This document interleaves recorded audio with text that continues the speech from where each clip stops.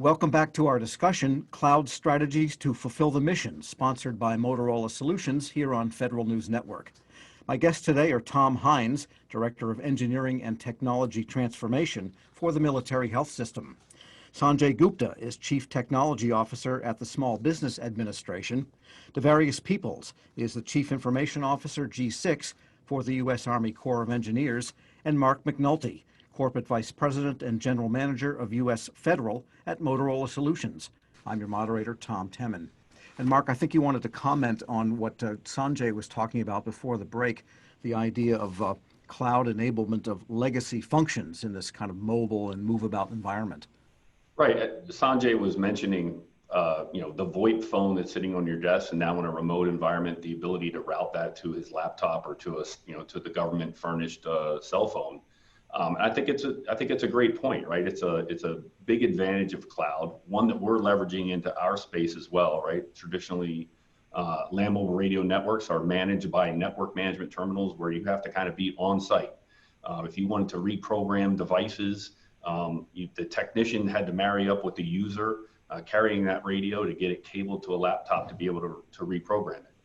Now leveraging cloud-based network management, and in the future, actually cloud-based LMR call processing, we're bringing new network management capabilities to our customers.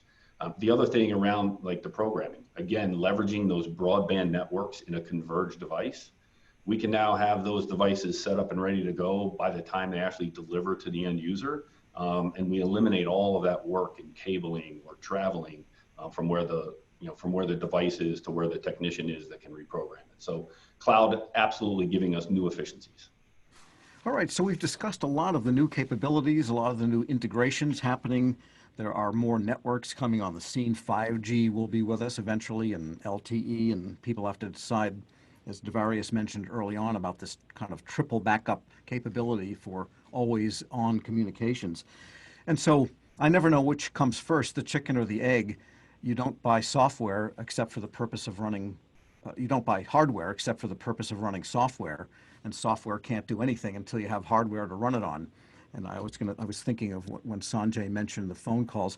I have a smartwatch, which is not an Apple Watch, that is a fitness tracker and GPS, and unbeknownst to me, my phone rings on it also. I don't know how that happened. I didn't ask it, but I think that's kind of what we're talking about these days.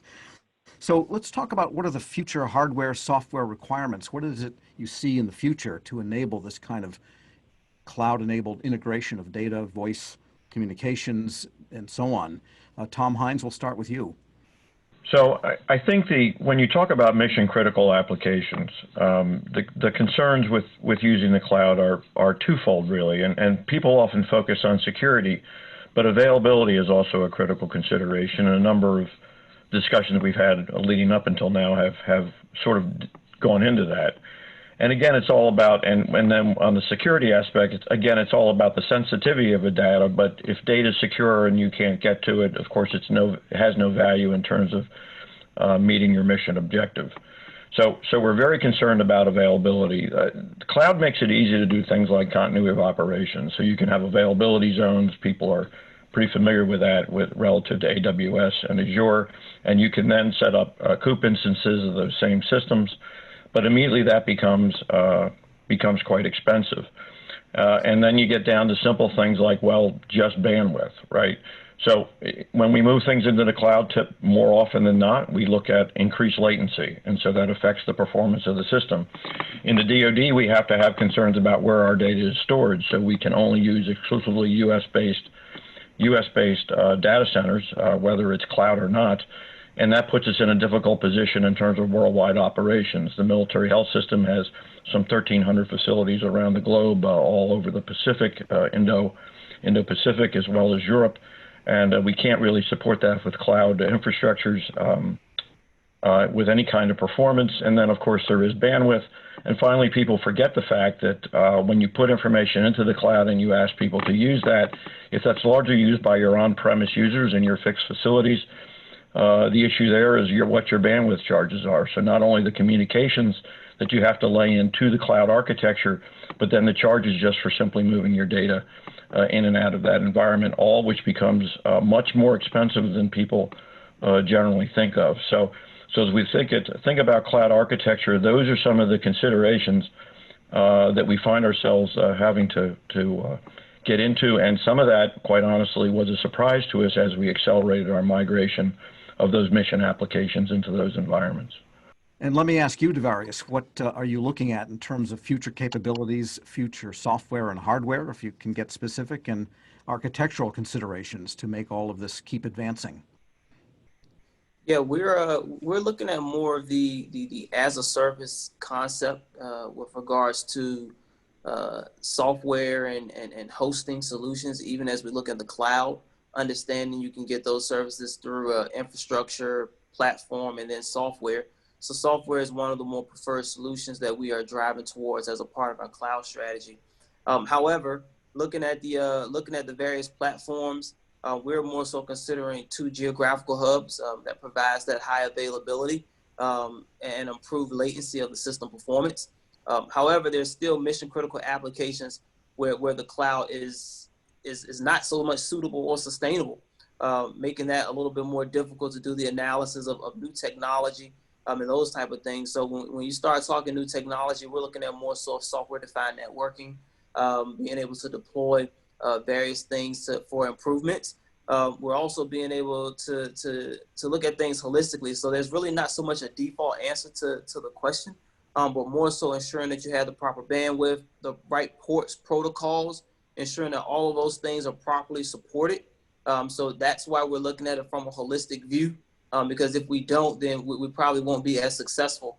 And again, software-defined networking, I think, is one of the more critical elements from a modernization perspective that we're beginning to look at as well too, which bakes in some of your telephony, as well as your switching and routing and those type of things. Because when you start thinking about maintenance, whether it's on-prem or whether even if it's in the cloud, when you start thinking of maintenance and those type of things, all of those aspects are critical.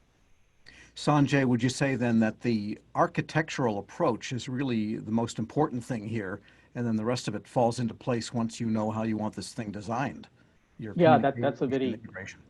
Yeah, that's a very key angle here, Tom. Definitely, architecture is going to play a key, and I think we are seeing a paradigm change in the architecture once we are using more cloud-hosted solutions. So a couple of things that you were asking earlier as well about what do we see going forward, at least what do I see going forward from a device standpoint or a software standpoint. So a couple of things on the device side I would see is we are going to see an increased use of smarter or more intelligent devices at the edge. And for 2 reasons. Obviously, our perimeter, which used to be sort of the traditional perimeter, is no longer the traditional perimeter, sort of the fourth model, if you will. With the cloud, that is more nebulous, right? So when you are, the edge becomes more important from a cybersecurity standpoint. So the smartness or the intelligence factor is going to go up, as I see on the edge devices. And you will also have increased capabilities to do some level of computing or validation at the edge before you pull the information, if you will, down to your cloud, into your quote unquote, your core. So that's one thing that I would see. The other thing I would see happening is connectivity, right? Regardless of whatever you want to call, whether mobile connectivity, whether 5G or other forms of connectivity, because your reliance on cloud-hosted solutions is going to go up. What does that require? Number one, connectivity. If you don't have connectivity, you can have everything you have in your cloud, but you don't have the connectivity. That's the balance you need to strike. And that's why I'm saying the intelligence will allow you to do something remotely if you don't have connectivity, which we know there's still a problem with full level of connectivity in a wireless fashion throughout the continental United States. Sure. On the software side, the things that we are seeing, and we have started seeing an implementation through some of the tools, is a building, if you will, based on user use style, personas or personalities or your profiles are being built by the tools. And let me give you a case in point here, and this sort of uses sort of machine learning capabilities. So for example, let's say, based on my usage style, let's say every day at 8 o'clock in the morning Eastern time, I log into my network, I work, take a half-hour lunch break maybe, and I work till say 6 p.m. Eastern, right? And then there's an anomaly detection behavior that comes up to say, what if some morning, and let's just say, I upload so much information data, or I download so much data, or I delete so many emails. Now, if that profile pattern is built based on my usage, you can almost imagine now if there's an anomaly to it, whatever that is. So let's say one day I downloaded, 10 times the amount of data that I usually download. That could flag an anomaly to say, look, somebody needs to investigate. The profile does not fit this pattern. This is an anomaly to check, right? So there's many such usages that'll occur. We have been using some of these anomalous behavior detection already from a cybersecurity standpoint. So I'll see that probably going to continue to increase as we go forward in the future. And Mark, there's a little bit of an irony in some of these ideas because as we rely more and more on cloud-hosted services, we've also heard for the need for edge computing capabilities, not so much the PC, but the device in the hand. So there's really a duality going on here. Absolutely. And from a hardware perspective, obviously, given our customer base in federal, whether we're talking law enforcement, DoD, traditional police, fire, EMS types of functions, right? We're highly focused on the hardware side around, purpose-built and ruggedized types of devices. And as we talked earlier, right, how do we bring the right combination of device or devices to the user based upon how they want to actually perform their work? So as I said before, whether that's a traditional LMR radio that is aware of a companion smartphone device, ruggedized or otherwise, or whether that's a converged device where we're bringing broadband technologies like LTE and Wi-Fi into a traditional LMR radio to bring new capabilities to our users, those are the types of things that we're focused on from a hardware perspective. When we talk about architecture, I mentioned earlier, right, more of an evolution than revolution, but we are certainly moving toward this idea of cloud-based enablement of new functionality, right? So how do we augment current capabilities with cloud-based capabilities?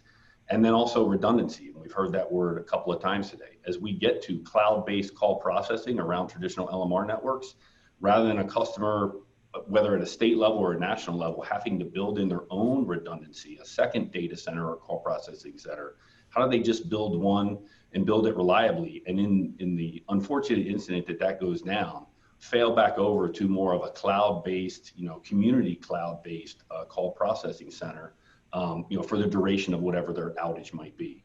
And then you talk about computing, right? And how do we move that at the edge? We're also in the video space, both fixed security video as well as body-worn and mobile video out in the field. But one of the things we do in our fixed video space is we run that analytics software at the camera. We're telling that the camera is learning the scene. It understands what's normal activity and what's abnormal activity. It could be in a school and it knows when school is in session. Hopefully when we all get back to being in school in session full time, it knows when there's supposed to be movement in a hallway and when there's not, or a door that, it's watching a door and somebody's not supposed to be coming in that door after the children are in for the day. How do we use that analytics at the edge now to alert the person at the back end without necessarily having to stream all of that video that the camera was watching until that event takes place? On the other hand, once I know I have an incident and I want to go look for that person in the red shirt that came in that door and where else were they in the school today, I'm probably going to do that computing by leveraging those cloud capabilities to go find, from the feed that we got, find all the places where that person showed up that day. All right, so there's a lot of exciting futures I think we can look forward to here. As long as the bandwidth is around, I guess we can pretty much do anything. I want to thank today's guests, Tom Hines, Director of Engineering and Technology Transformation for the Military Health System. Sanjay Gupta is the Chief Technology Officer at the Small Business Administration. Devarius Peoples, Chief Information Officer and G6 for the U.S. Army Corps of Engineers. And Mark McNulty, Corporate Vice President and General Manager of U.S. Federal at Motorola Solutions. I'm your moderator, Tom Temin. You're listening to Federal News Network. For more on this discussion, visit federalnewsnetwork.com and search Motorola.